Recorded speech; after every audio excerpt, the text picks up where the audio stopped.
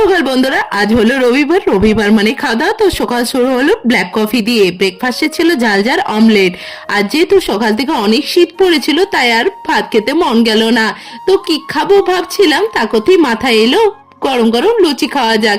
তো এই প্রথমবার আমি বানালাম ফুলকো ফুলকো গরম গরম লুচি। তো লাঞ্চে আজকে খাবারের মেনু ছিল অন্য দিনের তুলনায় যেহেতু আলাদা, তো সবটাই শেয়ার করছি। ছিল পেঁয়াজ, গরম গরম ফুলকো ফুলকো লুচি, লেফট ওভার ফ্রাইড রাইস আর লেফট ওভার চিকেন কষা।